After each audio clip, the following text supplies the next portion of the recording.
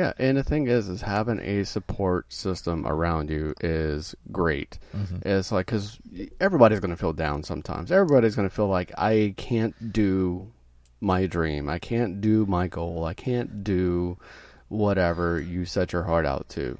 And when you have somebody back there on your side saying, yes, you can. Yes, you can. You totally can. Like, you got this. Well, I don't have to. You know what? If they counter your excuses with positive excuses as to why you can do it. Why you should. And why you should.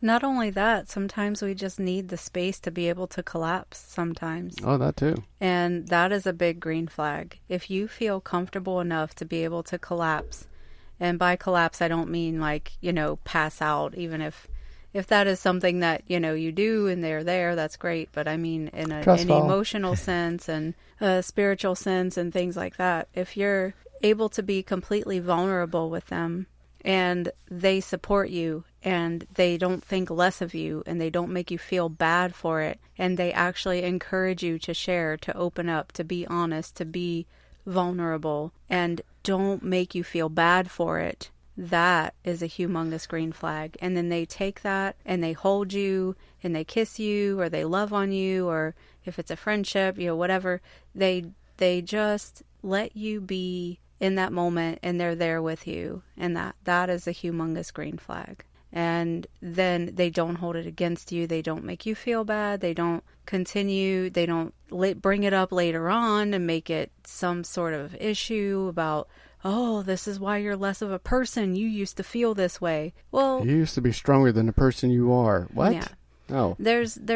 So if they are a rock for you when you're weak, even just by allowing you to be quote unquote weak, because that's a subjective word, right? Weak. Right. And I don't really believe in that, but it's, context, whatever, everybody understands that. But, yeah, if you can be quote unquote weak or vulnerable with somebody and just know that you're safe, that is huge.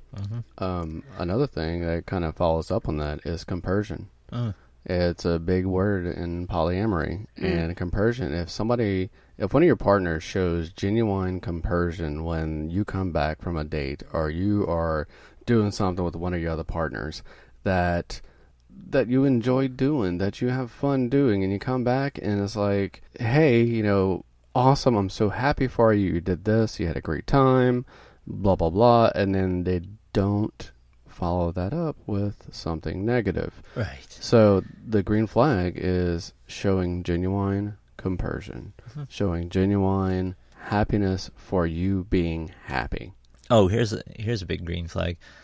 Long-term friendships. Oh, people have. That is a good one. That's a neat thing because it's almost like people have vouched for them. When they have a long-term friendship and partner in crime. Yeah, or hopefully several long-term friendships.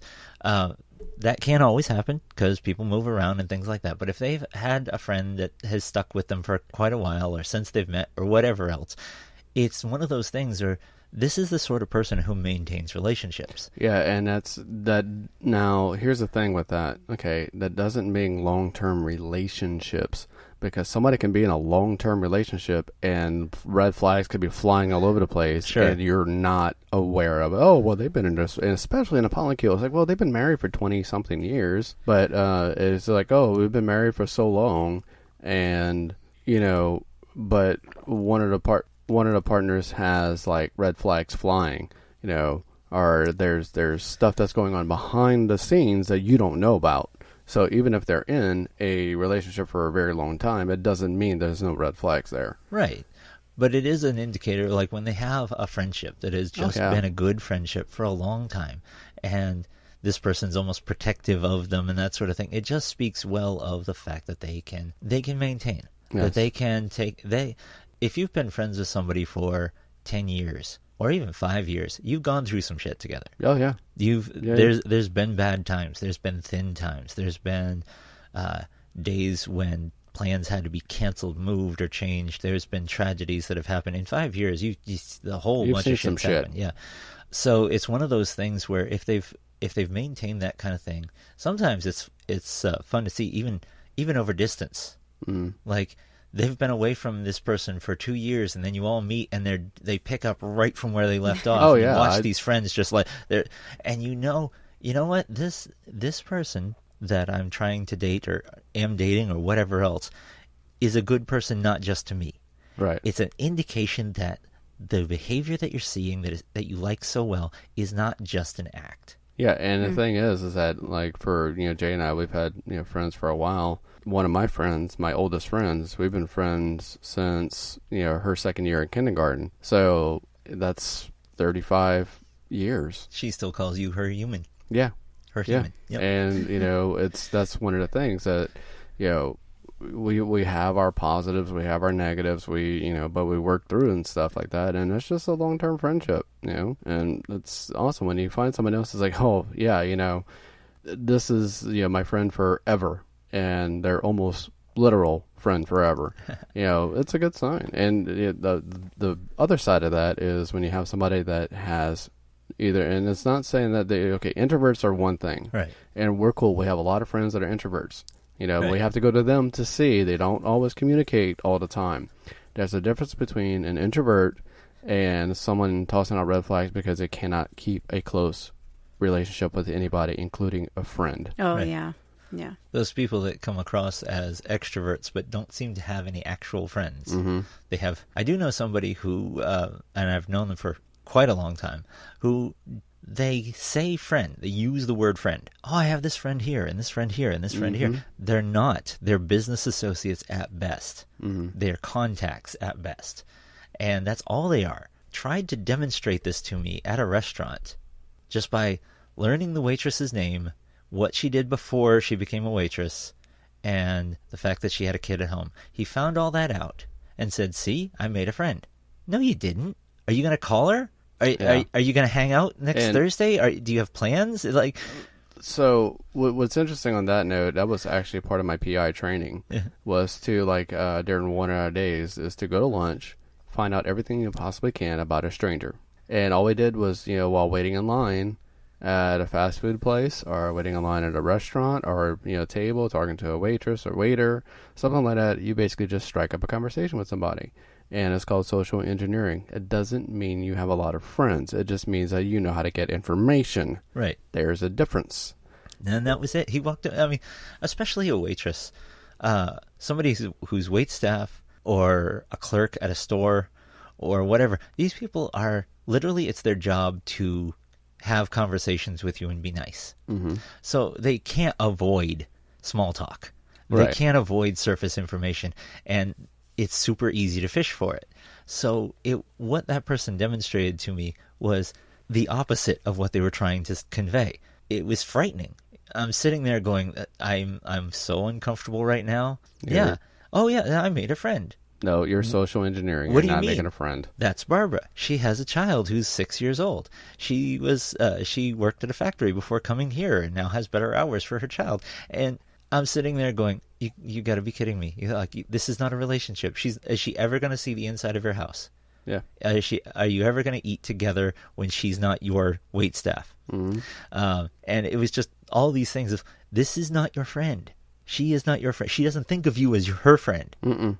The other person, to have a friendship, you have to think of the other person as your friend. Right.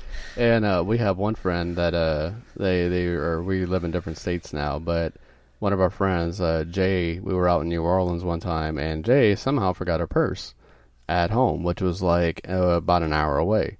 And we were like, oh, well, shit, we've already been drinking, and Jay doesn't have her, wallet or ID or anything on her. So we called up a couple friends, and we're like, our first one we called was, our dear friend, and she was sick. And she's like, I'll bring it to you. Like, what? No, you're not. We didn't know you were sick. And so, but she did. She drove an hour and a half to drop off Jay's purse.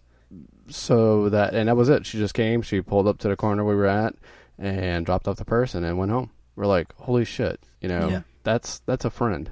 That's somebody that goes out of their way for you. Not everybody needs friends like that. No. I mean, everybody deserves friends like that. That's fucking awesome. But I would say it's a green flag if you're looking at somebody, looking for green flags, and you see that they have friendships where the friend will seriously go out of their way for them. But then you have to make sure that you're allowing for them to be that friend in return for them as well. Right. Yeah. Because friendships like that don't form out of one-sided. Oh, no. Somebody completely coming all the time to somebody else's rescue. It comes from, There's two sides to it. On the same token as that, just people in general, finding out if they're exhibiting green flags or not, how they treat people out in public.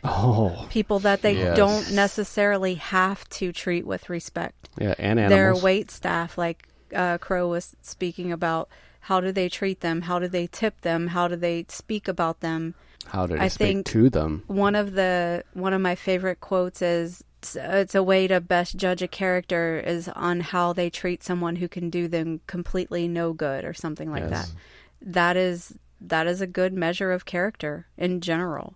So if you find they're always talking poorly about people behind their backs, and then continuing on in kind of this two-faced relationships with people where they're speaking poorly about them behind their back and then continuing on, and then when they're in front of their face, they're being really sweet and nice and, hi, how's it going? You know, those are the kind of people that are not exhibiting green flags. And probably some people you want to keep a closer eye on whether you want to, because the things that they're saying about those people are probably going to at some point be the same things that they're saying about you. The way they're treating other people is going to be the way that they're treating you. So if they're treating other people fairly, with respect, with love, with compassion, even when it's not absolutely called for or necessary or expected. And they have no gain that comes out of it. That's a measure of character. You know, little things, returning the freaking buggies to the buggy cart collector. Which you should do. Or putting their trash in the trash can. Putting their trash in the can, not throwing stuff out the windows. You know, just there's so many little things, not even big, humongous things. And you have to find the things that align with who you are and the goals that you want to achieve. If you're, you know, a super environmental advocate and, you know, the person that you're pursuing or the friendship you're pursuing, somebody takes their cup or their whatever and tosses it out the window while you're going 85 down the interstate, well, then that might be, you know, something to examine. I don't think that would be a green flag. I think somebody who would save it till the next stop and put it in the trash can at the gas station, you know, or something like that, that would be a green flag for you. You have to find what applies to you in your life and your beliefs and your values, because not everything is going to be the same for everybody. Like Zan mentioned, having a dark sense of humor. Well, that could be a humongous red flag for somebody. Yes, maybe. It can. And so... my coworkers being one. So if something that you're into and you love it and whatever, then that's a green flag for you in that current relationship. I don't think really that's considered like a green flag for the commonality of people. No, it's more like a personal interest kind of, oh, okay, we mesh on this aspect. Also, boundaries are a big topic. If they're respecting them, if they're asking you about them, if they're asking questions when they don't understand something that you've told them that you need or want or are feeling or have gone through and don't wish to experience again or something like that. If they are asking questions because they want to know more, but they're taking precautions to make sure that they don't step on those, that's a green flag. And that does bring up another one. People that actually pay attention in conversations. And they get... For example, if you're having a conversation with somebody and they're interacting with you and, you know, following through with the conversation with you and enjoying the conversation and letting you talk and, you know, talking with you and all this other stuff, that's a green flag. If somebody's just like, completely just ignoring you and just like drone